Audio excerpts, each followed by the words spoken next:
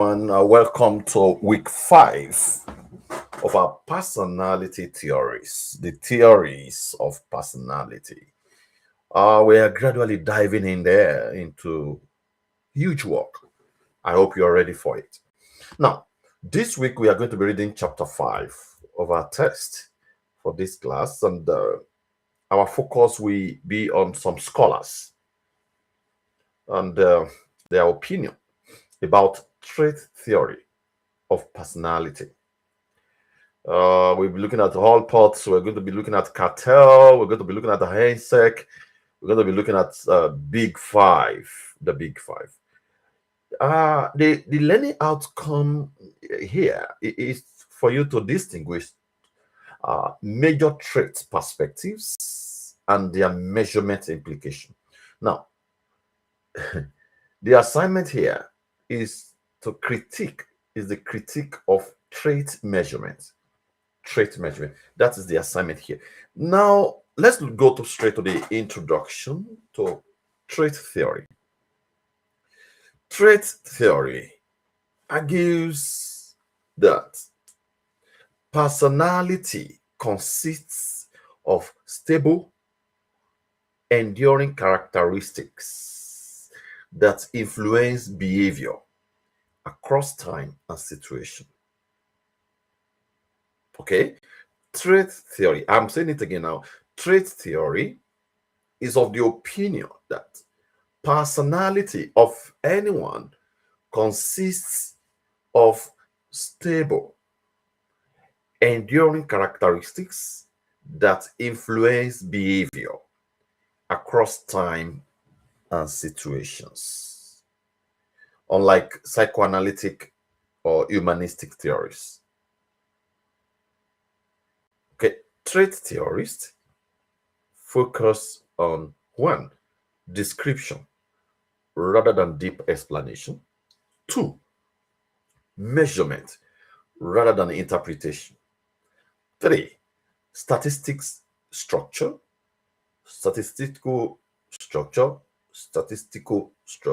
rather than narrative development. So those are the 3 major things that differentiate trait theories from psychoanalytic or humanistic theories.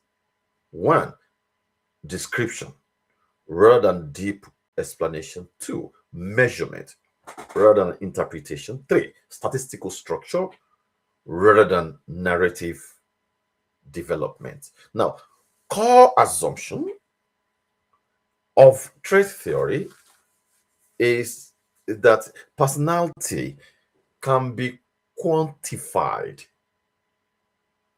categorized, and compared. When you look at these 3 words, you will, for those of you who have statistics background, you begin to notice something common. We're talking about statistical structure, we're talking about measurement, description, quantify, categorize, compare. So this is saying something to you, trait theory. So looking at Gordon Allport, who worked on individual traits and personal dispositions. Gordon Allport, what are the key contributions of Gordon? Gordon Allport emphasized the uniqueness of the individual. Every human being is unique. Okay? He distinguishes 3 levels of traits. Number 1, cardinal traits. All right? Cardinal traits, we're talking about dominant traits that define a person. When you see a narcissism, somebody who is narcissistic, or people who are altruism, autistic, there are cardinal traits you will see in them that makes people to say this person is this person is that. Some of us are even quick to label people even without carrying out psychological assessment. You saw something. So that cardinal trait is a dominant trait. That defines who is who. Number two is central traits. These are general characteristics found to some degree in every person. It's a general thing. When you see every human being, you see, a kind of general characteristics, general thing, general traits in them. It's called central traits. For example, honesty. For example, sociability. All these things are general characteristics you see in people.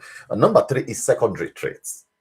Secondary trait, this is situational. This is, less consistent tendencies. It's situational, it's not general, it's not dominant, it is situational. There is an important concept we need to understand, and this is functional autonomy. The motives may become independent of their original drives. Functional autonomy of the individual. For example, a person initially studies for approval, but later studies for intellectual enjoyment. All right? What are the measurement implications? Trait theory emphasizes on idiographic, individual-focused methods. Less reliance on heavy statistical factor analysis. Though statistical in nature, but not reliance on heavy statistical factor analysis.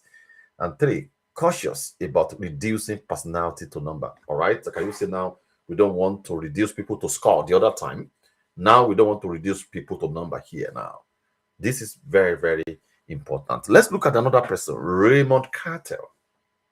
Raymond Cattell. This man talked about factor analytic trait structure. Factor analytic trait structure.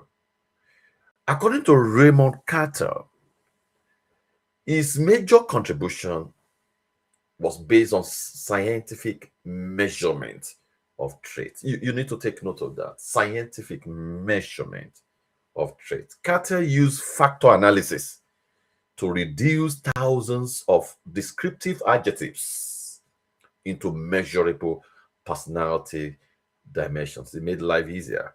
Factor analysis. Okay?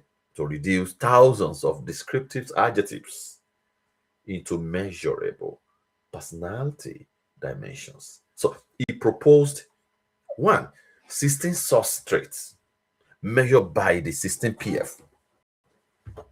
Okay, 16 source traits. 2, service traits, observable class, right? And 3, source traits, that's underlying factors. Those 3 were the proposer of this man called Raymond Cattell. Under this, we discuss data sources, LQT data. L means data, live record. That's what L means. That's data sources. Q data, that's questionnaire. And of course, T data, that's objective test. Right, that's the source of data for, according to Raymond. And the measurement implication, the strong emphasis on psychometrics, heavy reliance on statistical reduction, and the belief that personality structure can be objectively mapped. Those are measurement implications according to Raymond. Let's look at another man, Hans Eysenck. Hans Eysenck. This man talks about biological trait dimension.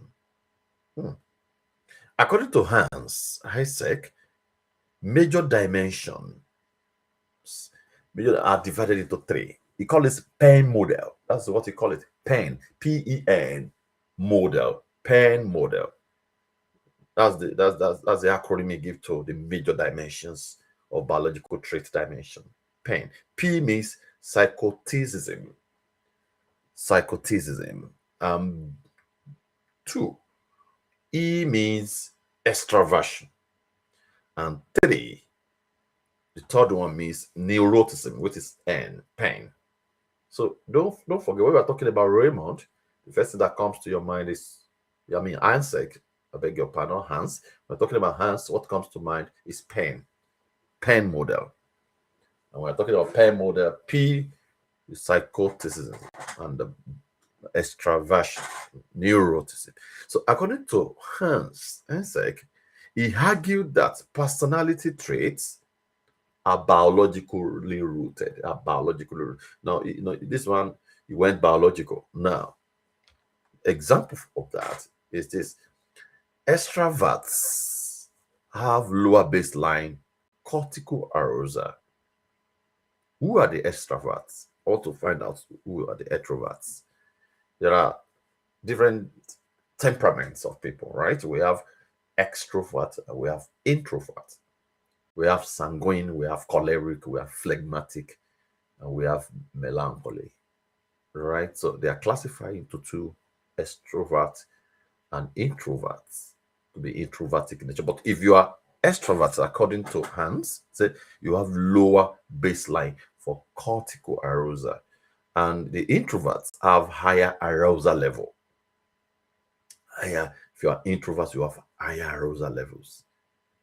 What are the measurement tools for Hans? He used EPQ, Eysenck personality questionnaire, EPQ. That's what Hans he developed, a personality questionnaire with his name. The implications is that clear link between biological and personality. So this man established clear link between biological and personality too. Fewer broader traits, very few broader traits. And number three, he emphasized on empirical validation. When you hear scientific, which I mentioned the other time, scientific, what comes to mind is empirical. That is, it's practical. What we are talking about, we are not just talking theories. You can support it with facts. You can perform an experiment, a research, an investigation, and come up with something scientific. I mentioned that at the beginning, right?